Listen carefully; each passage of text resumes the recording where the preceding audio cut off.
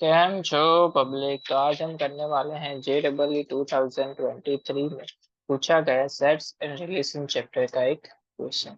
तो देखते हैं कौन सा क्वेश्चन हमको दिया गया। तो क्वेश्चन हमको दिया हुआ है कुछ ऐसा। Among S is equal to, set हमको दिया गया है ए बी, जहां पे ए एंड बी की वैल्यू किसमें से लेनी है, आर में, -0, यानी कि आर में कौन सी वैल्यू हम नहीं ले सकते, ए बी की 0 वैल्यू नहीं ले सकते। तब 2 + a/b ऑलवेज क्या होना चाहिए, ग्रेटर देन 0 होना चाहिए। एंड दूसरा सेट हमको दिया गया है t is equal to A B, जहां पे ए एंड बी की वैल्यू किसमें से लेनी है, आर में से लेनी है। एंड वहां पे कंडीशन है कि अगर हम स्क्वायर माइनस बी स्क्वायर करें तो बिलोंग्स टू क्या मिलना चाहिए, z मिलना चाहिए। तो वो ट्रांजिटिव होगा या सिमेट्रिक होगा या फिर दोनों सिमेट्रिक होंगे।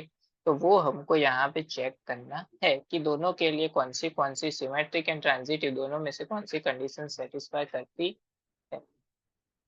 तो यहाँ पे देखते हैं सबसे पहले हम सिमेट्रिक कंडीशन के लिए दोनों में।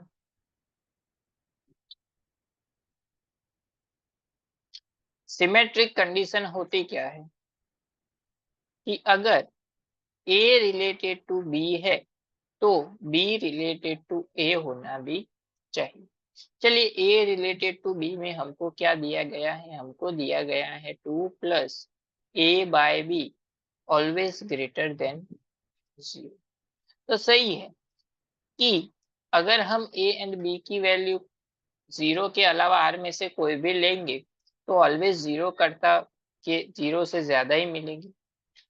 लेकिन R में तो नेगेटिव वैल्यू भी आती है, तो क्या होगा, चलिए देखते हैं। यहाँ पे हम 2 को भेज देते हैं सामने तो क्या होगा, a/b ग्रेटर देन 2 चला जाएगा सामने तो क्या हो जाएगा, -2।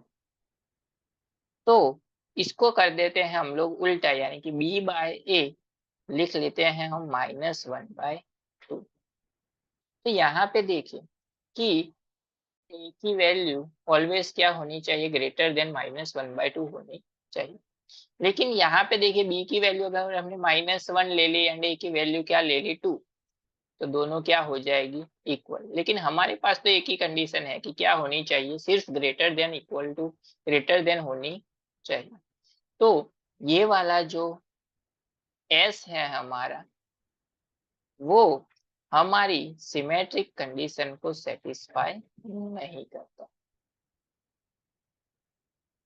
अब देखते हैं t के लिए, तो ये सेटिस्फाई इस वाले कोई नहीं करता है तो आगे चेक करने की जरूरत नहीं।